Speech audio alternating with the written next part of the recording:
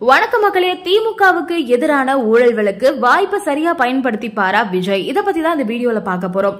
தமிழகத்துல புதிதா உதயமாகி இருக்கக்கூடிய கட்சி நடிகர் விஜயுடைய தமிழக வெற்றி கழகம்.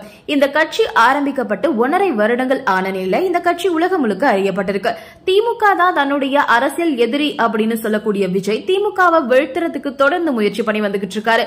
இந்த நிலையில திமுக ஆட்சியில ஏற்பட்ட ஊழல் காரணமா விஜய் 2026 சட்டமன்ற தேர்தலில் வெல்றதுக்கு அதிக வாய்ப்பு இருக்கிறதா கருத்து கணிப்பு முடிவுகள் வெளியாகி இருக்கு.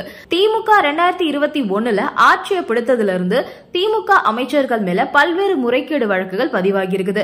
ஜெயலலிதா ஆட்சி காலத்துல அதிமுக போக்குவரத்து துறை அமைச்சரா இருந்தவர் செந்தில் பாலாஜி. அப்போ போக்குவரத்து துறையில வேலை வாங்கி தரதா சொல்லி பல பேர்கிட்ட பண மோசடி வாங்கி அவர் மேல வழக்கும் தொடுக்கப்பட்டது. அதோட டாஸ்மாக் நிறுவனம் தமிழக அரசு கிட்ட உள்ள நிலையில போலி கொள்முதல் மூலமா கணக்குல வராத 1000 கோடிக்கு மேல பணத்தை ஈட்டியதா புகாரம் எழுந்திருக்கு. ரயில்வே மற்றும் டெரர் ஒப்பந்தங்கள்ல 40,000 கோடி வரைக்கும் மோசடி செஞ்சதாகவும் புகார் இருக்கு. இதனைத் தொடர்ந்து 2025 திமுக ஆட்சியில குடிநீர் திட்டம் இடைநிறுத்தம் செய்யப்பட்டதா எதிர்க்கட்சிகள் குற்றமும் சாட்டியிருக்காங்க. மதுரை மாநகராட்சியில 200 கோடி ரூபாய் ஊழல் நடந்திருக்குது. குடிநீர் வரி, கடை வரி, குப்பை வரியிலுமே முறைகேடு செஞ்சிருக்காங்க அப்படின்னு அரசு நடத்திய விசாரணையில வெளிவந்திருக்கு.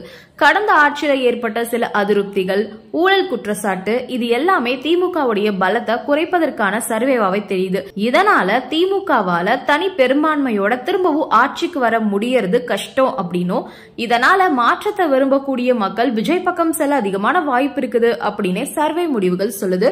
இந்த வீடியோ உங்களுக்கு பிடிச்சிருக்கு அப்படின்னா லைக் பண்ணுங்க, ஷேர் பண்ணுங்க, மறக்காம சப்ஸ்கிரைப் பண்ணிடுங்க. நன்றி, வணக்கம்.